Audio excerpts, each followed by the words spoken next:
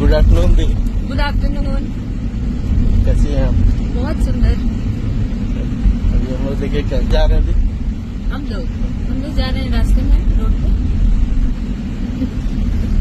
आपकी तरफ कैमरा है तो आप। हेलो दोस्तों, मैं हूं सूरज और आप सब देख रहे हैं सूरज सरप्राइज। दोस्तों, आप लोगों ने तो इस वीडियो में देख ही लिया होगा कि अक्षरा सिंह क्या बोल रही हैं। जी हां दोस्तों, अक्षरा सिंह कहीं जा रही हैं अपने टीम के साथ। दोस्तों, आप लोगों ने देखा है कि कैमरामैन इस वीडियो में अक्षरा सिंह से बार बार पूछ रहा है कि दीदी आप कहाँ जा रही हैं, लेकिन अक्षरा सिंह अपने घमंड में चूर है और कुछ बोल नहीं रही है। आप लोगों को तो पता ही है कि अक्षरा सिंह फिलहाल में ही काराकाट गई थी बीजेपी के नेता उपेंद्र कुशवाहा से मिलने और उनका सपोर्ट करने।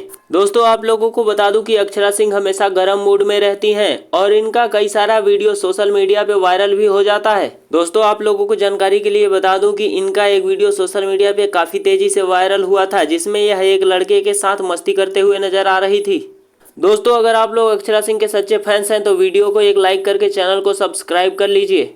दोस्तों, मिलते हैं कल की एक नए वीडियो के साथ। तब तक के लिए जय हिंद, जय भारत।